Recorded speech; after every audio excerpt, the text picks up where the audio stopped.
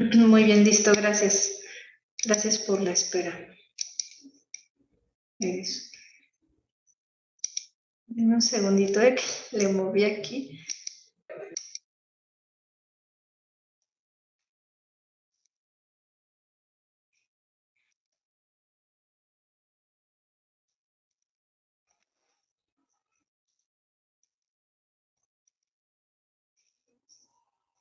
Listo. Disculpen que el mouse de esta máquina falla bastante. Bueno, vamos a seguir. Otra cosa, para ahora sí ponernos también bien de acuerdo sobre la otra clase presencial y cómo le vamos a hacer. Ustedes normalmente, de acuerdo al calendario, a la fórmula 2, que se supone hoy nos tocaba presencial, ¿ustedes las otras clases también las tomaron presenciales o cómo estuvo su día de hoy? Pues dependía del profe. Bueno, y también de cómo marcaba el horario. Algunas materias sí las marca meramente virtuales. Entonces, aunque pues ahorita estemos con la fórmula, algunas materias las seguimos tomando virtuales. Okay. ¿Alguien de aquí tuvo clase presencial hoy con otra materia? Con el profesor de biomecánica, pero la tuvimos en CEU. Ya, ok, entiendo. Bueno, sí, con tiempo si quieren para la próxima nos ponemos bien de acuerdo porque sí, ayer me tomaron por sorpresa y ya tenía organizado mi día de hoy y pues sí, ya no era posible. Una disculpa, maestra. Sí, no se preocupen, entiendo. Parte esto de las fórmulas es un relajo, todos tenemos muchas actividades, yo también ando de aquí para allá y pues bueno, es un rollo. Bien, vamos a seguir. Bueno, esta propuesta freudiana también en la estructura de la mente, este aparato psíquico que señala Freud, el ello constituye, según esta propuesta, la sede psíquica de las pulsiones en el nacimiento del bebé. O sea, desde que estamos así recién salidos del horno, empezamos ya a estructurar nuestro psiquismo. Justo les comentaba ya en clases anteriores que realmente las condiciones de nuestra mente hasta que nacemos es cuando podemos decir que ya empezamos a estructurarnos como tal. Antes de ello, pues no tenemos mayores recursos cognitivos, mentales, y si acaso tenemos nuestros sistemas corporales y bueno, los sentidos como tal, solo el sentido del oído bien desarrollado, o al menos desarrollado hasta cierto punto que nos pueda servir, pues en el vientre materno. Realmente el bebé escucha, registra algunos de los estímulos auditivos, pero todavía no tiene ninguna estructura cognitiva ya establecida, ya bien estructurada para que pueda clasificar y darle un significado a esos sonidos que escucha. Y entonces es ya hasta que salimos del vientre materno que inauguramos ya todos nuestros sistemas corporales y hay condiciones fisiológicas y mentales para poder ya estructurar todo esto. Entonces es hasta que nacemos que empezamos a registrar las primeras experiencias. Creo que lo comentamos la semana pasada. Tenemos esas primeras experiencias placenteras y displacenteras. El bebé empieza a experimentar por primera vez en su vida pues dolores, malestares y sensaciones corporales que nunca había tenido, y con base a todo esto después las experiencias que va teniendo las va a ir clasificando de acuerdo a esos criterios. Entonces, regularmente, bueno, un bebé es muy pulsional y tiene demasiadas necesidades que satisfacer, y regularmente un bebé busca su satisfacción inmediata, tiene que ser ya, de lo contrario empieza el llanto y bueno, está en ese proceso apenas de entendimiento que a veces estas necesidades o ese impulso por buscar la satisfacción se va posponiendo para otro momento. Por ejemplo, ahora decimos, si tenemos hambre, pues no nos ponemos a llorar, ¿no? Nos esperamos hasta que se pueda. Y si acaso nos pondremos de malas o no sé, pero bueno, de alguna manera entendemos que podemos posponer eso para otro momento. La satisfacción de cualquiera de nuestras necesidades fisiológicas, ¿no? Entonces, bueno, el ello para los seres humanos, pues, es esa especie de reservorio en donde tenemos las pulsiones, los impulsos que no son tolerables para la conciencia o que a veces no son tolerables ni siquiera para el entorno social. Es una parte de nuestra mente que es bastante oculta, que incluso a veces ni siquiera nosotros conocemos mucho de lo que hay ahí. Ajá. A grandes rasgos solo sabemos que está, pues, las pulsiones, los impulsos y cosas reprimidas, ¿no? Ahí se depositan en el inconsciente, en el ello.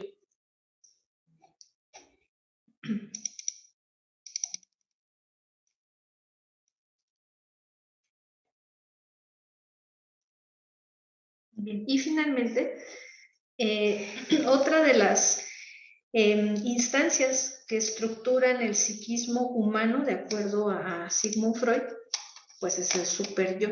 Ajá. El yo, de alguna manera, la conciencia, está como en ese conflicto, si se acuerdan, lo comentábamos hace un ratito, es ese mediador entre el principio de placer y de realidad. Pero cuando se instaura el superyo, ya tenemos ese otro apoyo. El superyo es esa instancia mental que ahora se convierte en el principal mediador de este conflicto interno que siempre estamos teniendo. Por lo tanto, Freud define al superyo como una conciencia social y moral que logramos interiorizar a partir de los 3 años y hasta los 6. O sea, es ese pequeño momento de la vida en donde lo estructuramos. Y poco a poco un niño pequeño de esta edad va entendiendo las principales normas y reglas sociales. Si se acuerdan, está esto muy vinculado al lenguaje. Ya un niño de 3 años ya tiene una estructura mental suficiente para clasificar toda la información del entorno de acuerdo a su lenguaje, de acuerdo al lenguaje que tiene. Introduce ya las reglas, las normas sociales y se va conformando esta conciencia. Entonces, bueno, la presencia del superyo alterará la función del yo, que ya no tendrá que mediar entre el ello y la realidad, como comentábamos. El yo hasta ese entonces se ocupaba de ser ese mediador de este conflicto entre el principio de placer y el de realidad. Ya el superyo viene a, pues, hacer un gran apoyo. Por lo tanto, es la parte que contrarresta al ello, representa los pensamientos morales y éticos recibidos de la cultura. Entonces, el superyo se va a estructurar de acuerdo al contexto sociocultural. Ajá. Porque a lo mejor algunas normas sociales y morales que entienden ciertos contextos, pues no aplica para nosotros, ¿no? Alguna costumbre de otra cultura para nosotros puede parecer extraña o abominable. Ajá. Entonces, está muy vinculado justamente al contexto sociocultural y consta de 2 subsistemas. Por una parte, esta conciencia moral y otra, el ideal del yo. La conciencia moral se refiere a la capacidad para autoevaluación, la crítica y, desafortunadamente, a veces el reproche, ¿no? O sea, estamos en esa constante autoevaluación desde el superyo, esa especie de pensamiento que de repente tenemos en donde nos cuestionamos si estamos haciendo bien las cosas, nos estamos autoevaluando, autocriticando. Y en el peor de los casos, a veces nos reprochamos. Podemos reclamarnos que hicimos algo mal, que no hicimos bien ciertas cosas, bueno, por así decirlo, que no somos buenos estudiantes, que no somos buenas personas. Todo ese autorreproche viene derivado del superyo, porque se convierte en una especie de autoexigencia interna que nos va orillando a tratar de cumplir, de alcanzar ciertas exigencias sociales de acuerdo a los planteamientos de la moral y la ética de ese contexto. Y el ideal del yo es esa imagen que tenemos como un ideal para alcanzar. Es una autoimagen ideal que consta de conductas aprobadas y recompensadas. Por ejemplo, alguien puede decir, mi ideal del yo es ser un ingeniero biomédico exitoso con un postdoctorado, pertenecer al SNI, alcanzar el nivel 3, no sé, cosas así. Ese es el ideal del yo, o decir también, aparte de eso, tener un trabajo muy bien remunerado, hacer ejercicio, comer sanamente, seguir una dieta, tener un cuerpo de 10, todo eso, todo eso conforma nuestro ideal del yo, es esa autoimagen que nosotros vamos estructurando, eso que nos imaginamos, a lo cual aspiramos, lo que queremos ser, y que si se fijan, pues está conformada por conductas aprobadas socialmente o familiarmente o institucionalmente. Son esas imágenes que hay alguien que las reconoce, hay alguien que las aprueba, y pues ese reconocimiento es importante para los seres humanos. Todos buscamos reconocimiento y recompensas. También es el motor de la vida, ¿no? Muy bien. ¿Hasta aquí tienen preguntas, comentarios? No, maestra.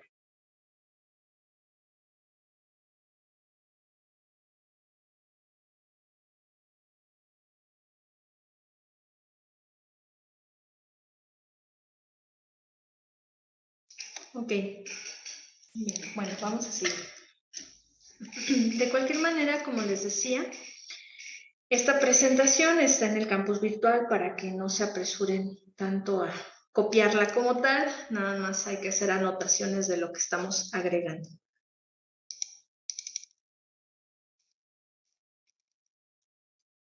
Bueno, una especie de representación gráfica de cómo podemos imaginar la estructura del aparato psíquico. Más o menos así. El yo, la conciencia, es lo superficial, es lo que sabemos, lo que conocemos y lo que damos a conocer al mundo de nosotros mismos. El yo. El super yo, pues es esa conciencia moral y ética, ese pensamiento que nos está evaluando en todo momento, es el intermediario entre la conciencia y el ello. Entonces se ubica en un nivel intermedio, y pues el ello es lo más profundo de nosotros, de nuestra personalidad, y ahí se depositan un montón de cosas que incluso nunca conoceremos de nosotros mismos. Obviamente, Sigmund Freud, con esta propuesta del psicoanálisis, propuso una metodología para poder conocer esta parte de la mente humana. Su método principal es la asociación libre. Es un método clínico que utilizaba en espacio terapéutico con sus pacientes. El análisis de los sueños también, la interpretación de los sueños, es una propuesta teórica sobre cómo conocer e interpretar algunos elementos del inconsciente. También hay otro escrito de su parte que se llama, es el análisis de los lapsus del lenguaje. Dice, estas palabras que tropiezan son palabras que confiesan. Es lo que básicamente él determina, que todos nuestros lapsus del lenguaje, al momento de hablar o escribir, son manifestaciones del inconsciente. Les pongo un ejemplo. Cuando AMLO iba a quedar como presidente, en ese previo de las elecciones, pues estaba este candidato, el José Antonio Meade, y él dio una conferencia, estaba un montón de personas, y dijo, voy a trabajar para que las calles sean para el delincuente y las cárceles para el ciudadano. Es un lapsus del lenguaje. Todo el mundo le aplaudió porque nadie le prestó atención, pero los que sabemos del tema de la importancia de las palabras y el vínculo que tiene con el inconsciente, pues sabemos que ahí se le escapó un deseo que realmente tiene. Como político seguramente corrupto, pues sí, eso es lo que quiere, que se siga prevaleciendo la corrupción y la injusticia, ¿no? Entonces, pues Freud se dedicó justamente a analizar todas estas estos recursos que nos pueden ir aproximando a lo que existe en el inconsciente, nuestros pensamientos, nuestros deseos más profundos, que de repente se dejan ver en esos equívocos del lenguaje, en actos también. A veces tenemos actos medio extraños. Decimos, es que yo quería hacer esto otro, pero salió una cosa bien diferente. Terminé haciendo todo lo contrario. No sé cómo este asunto de regresar con el ex, es un acto fallido, ¿no? Alguien no quiere ya esa relación, pero regresa y regresa una y otra vez. ¿Qué otra cosa? Los sueños, las pesadillas, de repente tenemos por ahí algunas representaciones de nuestros deseos inconscientes. Algunos son bastante abominables para nosotros mismos, tan así que entonces reprimimos ese pensamiento y por ende el sueño se nos va olvidando a lo largo del día, porque el yo se activa, el super yo se activa y empezamos a reprimir todo otra vez. Bien, comentarios, preguntas hasta aquí.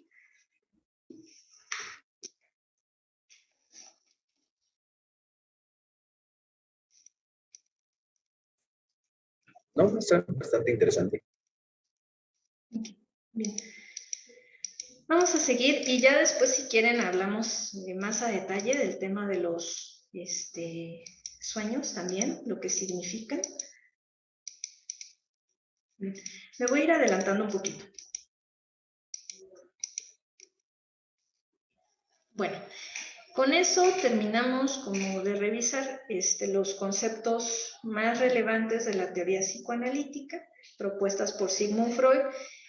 Ya comentábamos, es una teoría que surge en el marco del final del siglo XIX, principios del siglo XX, tomó mucha popularidad en todo el mundo, a la fecha sigue vigente y hay varios investigadores que todavía retoman estos planteamientos y se siguen actualizando.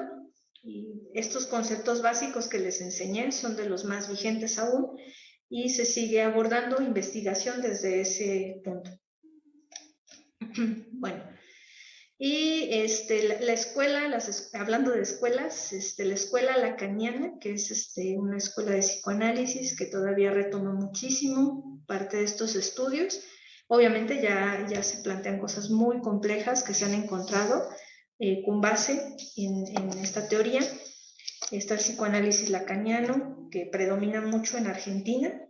También hay estudios aquí en México, pero predomina mucho más en Argentina, en Francia, y bueno, también ahorita en Alemania está cobrando mucha cabida. Bien, bueno, hablemos ahora de esta otra propuesta que se llama el conductismo. Bueno, el conductismo como tal, este paradigma, pues no le interesa estudiar el desarrollo humano como tal, pero quise mencionarlo acá para que hagamos una comparativa. Justamente el conductismo se convirtió en una disciplina, como una especie de intento por entablar los estudios del comportamiento humano a esos métodos del positivismo. Justo lo que comentábamos hace un rato. Entonces, el conductismo, pudiéramos decir, es como ese paradigma de la psicología que intentó plantear un estudio del comportamiento humano en términos del positivismo, así como colocar el tema del comportamiento al laboratorio, ¿no? Por así decirlo.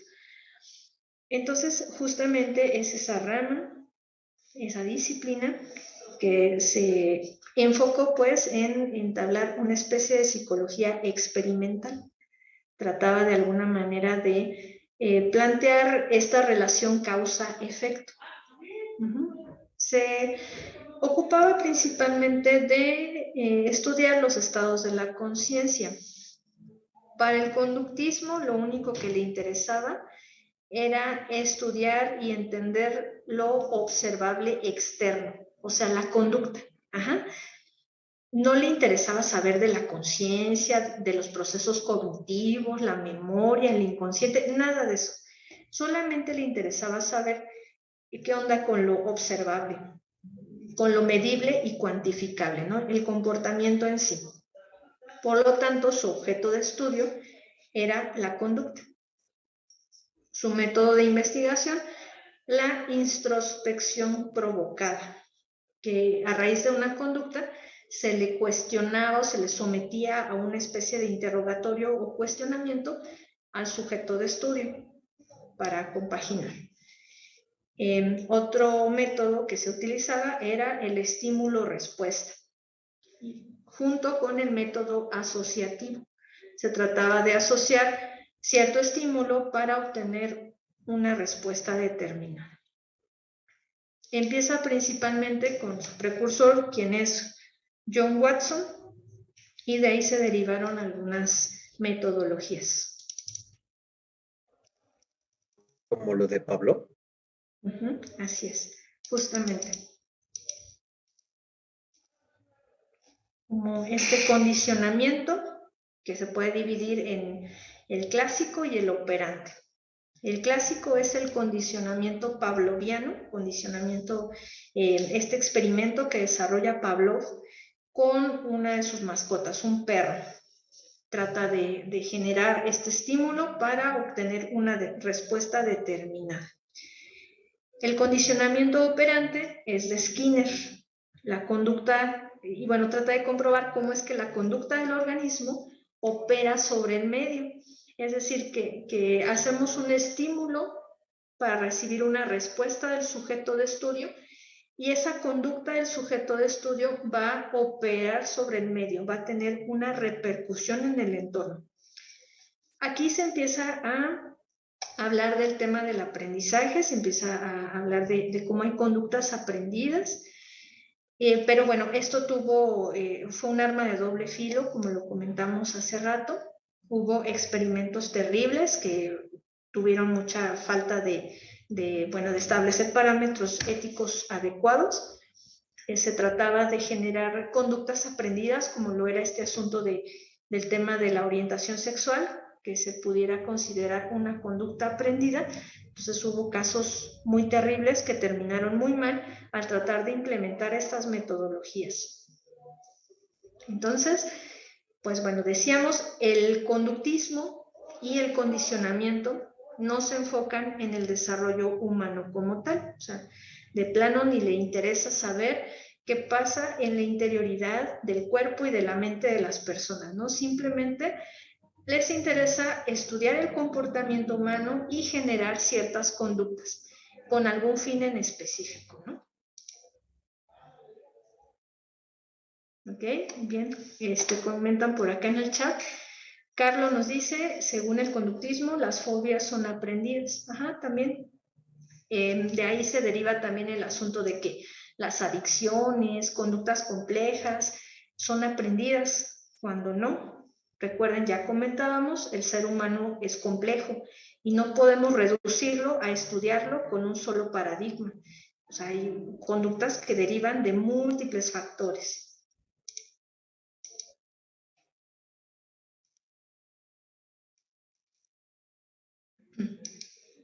Bueno, aquí el ejemplo del experimento de Pavlov.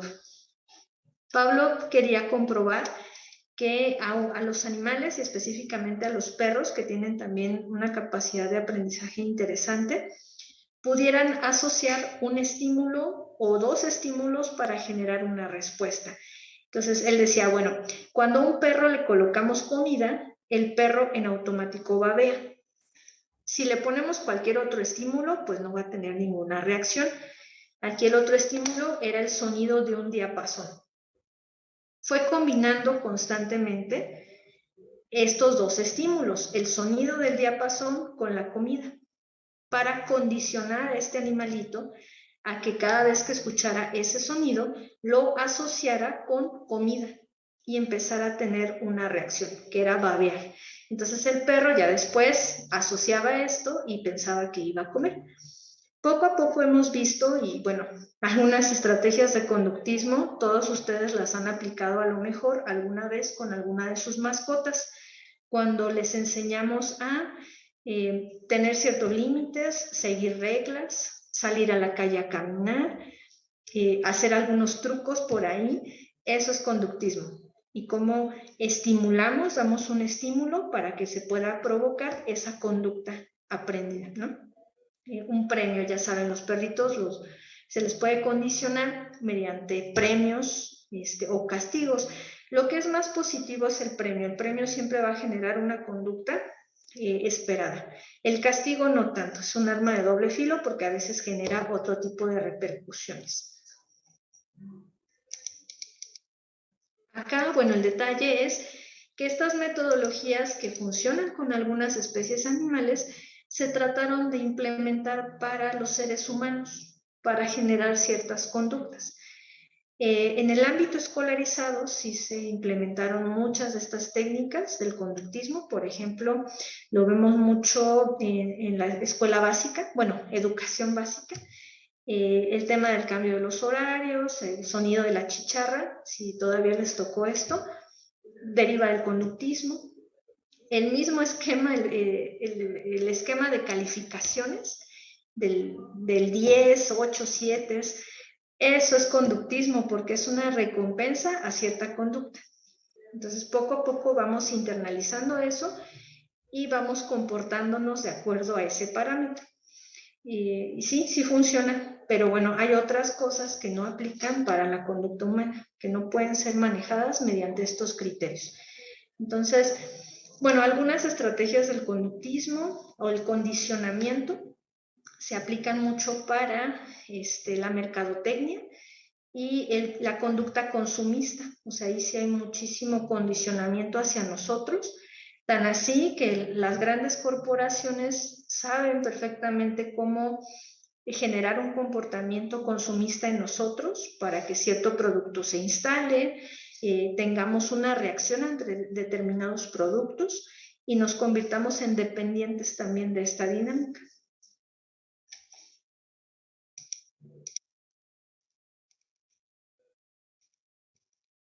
El condicionamiento operante, aquí un ejemplo de la caja de Skinner. Por ejemplo, bueno, aquí Skinner trabajaba también mucho con aves. Las aves también dan una reacción positiva a este tipo de estímulos. Por ejemplo, los cuervos, algunas otras especies de aves son demasiado inteligentes. Se les puede enseñar algunas conductas particulares, ¿no?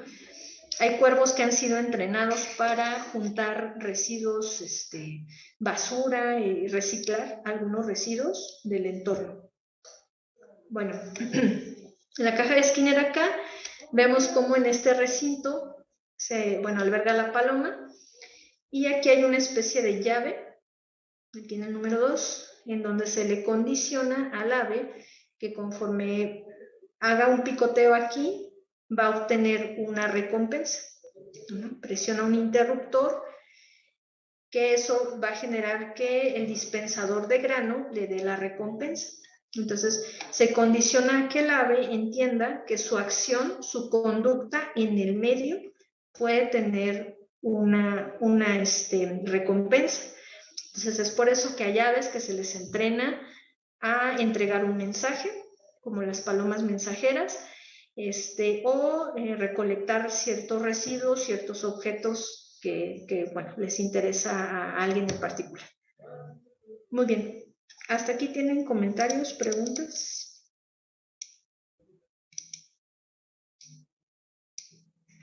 No, maestro. Todo bien. Maestra, esto se empezó con los animales y ya después se quiso implementar en los humanos, ¿verdad? Así es.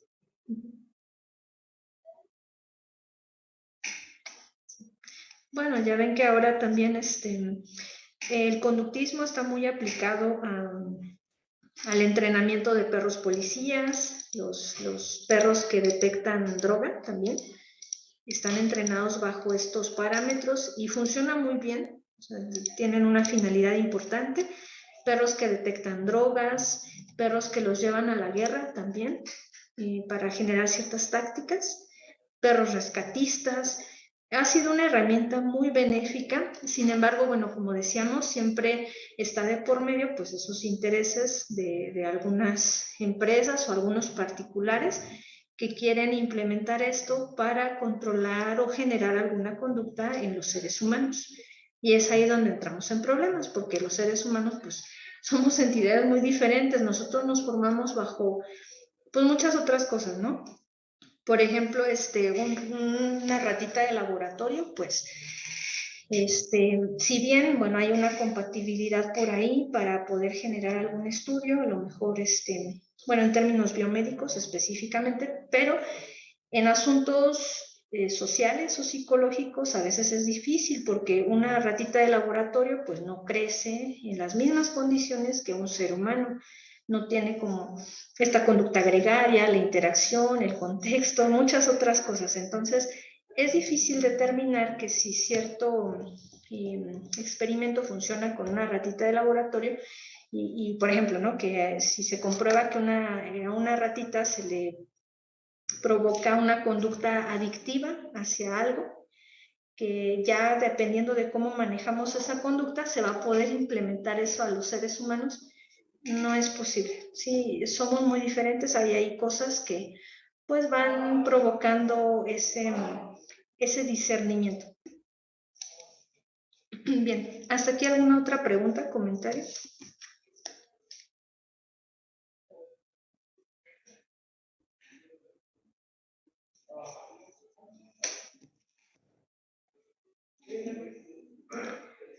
Ok, bien. Bueno, entonces, si ya no hay nada más que agregar, si quieren ya concluimos por hoy. La siguiente semana retomamos, pero ahora desde ya el paradigma del cognoscitivismo, para ya ir cerrando esta parte y darle lugar pues a la exposición del primer equipo. Por favor, les encargo, ya vayan trabajándolo para que no les gane el tiempo. Y bueno, atiendan a la tarea de campus virtual también. Claro, maestra. Ok. Bueno, nos vemos la siguiente semana en clase virtual. Gracias, maestra. Buen día. Buen día. Ustedes.